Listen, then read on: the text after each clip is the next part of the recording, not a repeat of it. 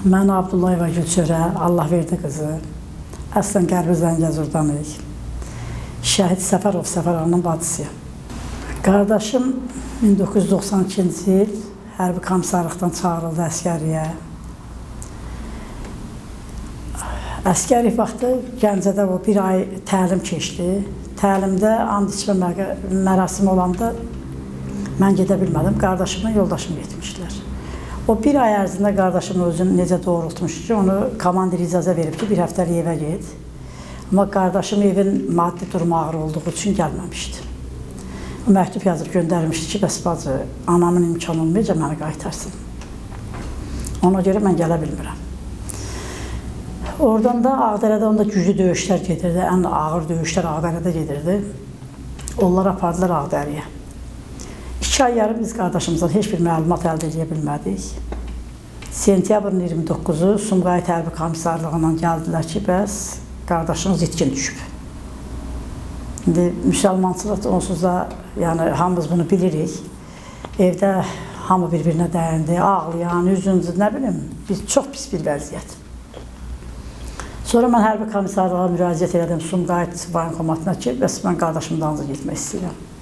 Onlar bizə maşını ayırdılar, mən dəfələrlə Ağdərəyə getdim ki, qardaşım haqqında bir məlumat heç nə öyrənə bilmədim. Son dəfə gedəndə orada bir həkim var idi, o dedi ki, əgər dözə bilərsinizsə, biraz şəkillər var, biz sizə göstərə bilərik. Yəni, elə bir vəziyyətdə olan əskərlərimiz olur ki, biz onları oradan çıxarda bilməmişik, üz cizgilərini yığıb, belə şəkil çəkmişik. Mən razılaşdım, o şəkillərə amma baxa bilmədim. Dəfələrlə orada özüm pis olmuşam, pis eləmişəm, dərmanla ayıldıblar məni. Sonra danışdı ki, sizin 45 uşaq olublar, bunlar Ağdərədə, həmin o Sırxavənd orada gedən döyüşlərdə komandir ayaqları tutulub həyəcandan. Uşaqlar qalıb öz başına. Uşaqlar da öz başına qalanda ki, əmr təzən başqa bir komandir əmr verib ki, bəs biz hücuma keçməliyik. Bunlar da kimin necə gəldi, elə ki, sizin silahınız mənə düşüb, mənim silahım sizə, belə bir hal olub. Həmin döyüşə giriblər, oradan qardaşım çıxmamışdı.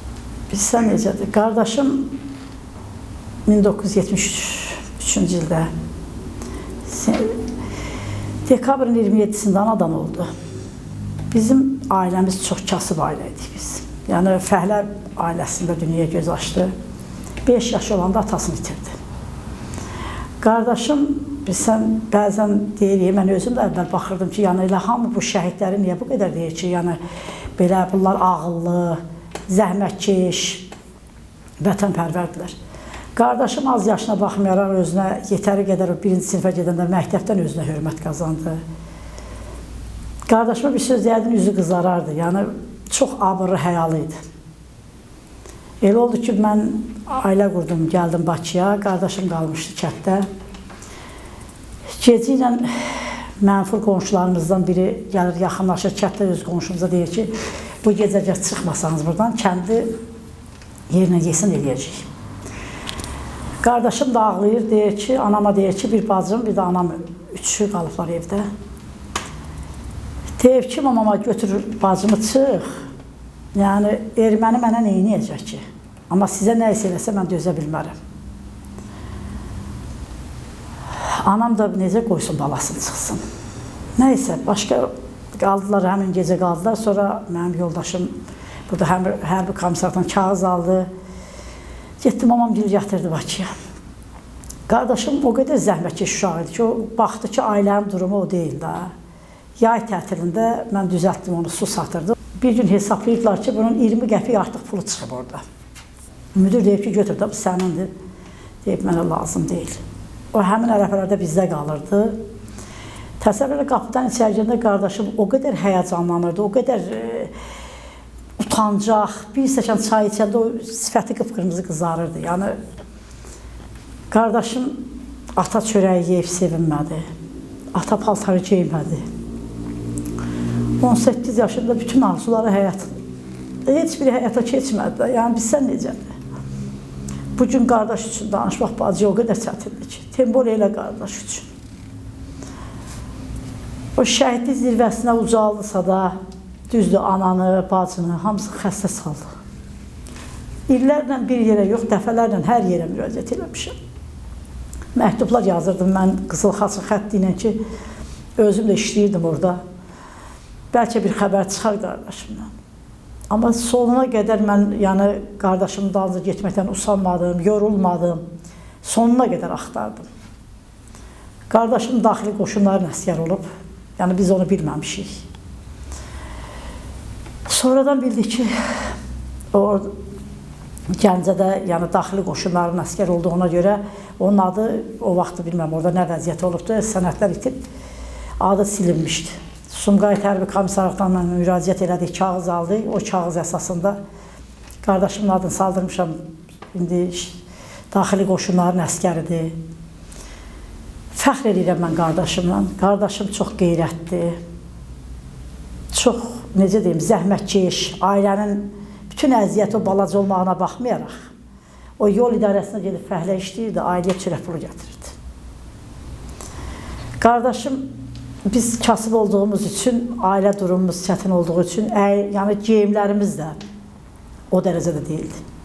Bir gün işlədiyi puldan yığdı, dedi ki, bəs bacı bir dənə şalvar mən ala bilərsən. Yəqin yadınızda olar, o vaxtda hər şey belə azadlıqda çox yaxşı olmurdu. Bizdə Bakıxanovda bir univermaq var idi. 60 manata qardaşıma bir dənə şalvar aldım mən. O qədər sevinmişdi ki, gəldi Sumqayıta, anam gilə işlədiyi pul gətirirdi, həftəlik verirdi, evə çörək pulu qayıdırdı. O şalvar da bilməm, ipdən düşdü, o uğradı. O qədər pis olmuşdu ki, yenə köhnə şalvarı geyib gəlmişdi. Yəni, çox qeyrətli qardaş idi o. Çox az yaşadı, amma az yaşında da özünə o qədər kənd cəmaatında, məktəbdə, müəllim yoldaşlarının arasında özünə yetəri qədər hörmət qazanmışdı qardaşım. Şəxsən mən aylarla qaranlıq otaqlarda yatdım. Mən bir işi özünə həsrət qalmışım, hər yeri bağlamışlar, dərmanlar atıb yatırdım. Anam da o qədər başına döydü, qulağının pərdələr cırılmışdı, eşitmirdi, sağlamlığı itirdi. Çox çətin. Amma mən heç vaxt yəni ümidimi, həmişə deyirlər ki, bəlkə əsir düşür, ona deyirdim, heç vaxt mənim qardaşım o qeyrəti gəlsin ki, erməninin qabağında baş əyə. Amma hey axtardım da mən heç vaxt dayanmadım, yəni hər yerə müraciət elədim. Kimi qəbul eləyir, kimi eləyə bilmir. Anam Sumqayıtda yaşaya bilmədi qardaşımdan sonra. Köçdü gəldi. Bizim yanımızda bir yataqlı ev tikdik, orada yaşadı. İllərlə xəstə idi. Yəni, həmişə gözü qapıda idi. Oturub danışanda deyirdi ki, bir iynəniz itir, axtarırsınız. Bəs mən o boyda oğul itirmişəm, bəs axtarmayayım mən oğlumu. Sonunda da elə gözü qapıya qalardı, baxa-baxa, şəklini qoyduk sinəsinə. 1988-ci ildən şəhid veririk. Sonunda 44 günlük bir müharibəmiz oldu, orada da biz çoxlu şəhid verdik. Bizdə necədir cəmiyyətdə? Biz şəhidləri seçməməliyik. Onlar döyüşə girənin hamısı qəhrəmandır. Çünki ölümün gözünə düz baxa-baxa. İnsan bir hadisə olur, indi adicə bir, necə deyim, bir partlayış olur, hamısı səksənir. Amma o şəhidlər hamısı ölümün gözünə düz baxıb, yəni bilir ki, qarşıda onu ölüm gözləyir. Amma o çəkinmədən düz gedib. Prezidentimizin çox gözəl qərarları var. Verdiyi qərarlarla hamısıyla razıyam, çünki onları oxuyuram, bilirəm. Ancaq yerlərdə problemin həlli eləsələr, heç o şəhidlər, o qazilərimiz indi ki, gedib prezident aparatının qabağında, bəzi sosial müdafiənin qabağında özünü yandırmaz. Yəni, bilmirəm, şəhid ailələrinin yəni, seçkiliyi birinci biz özümüz qoyduk.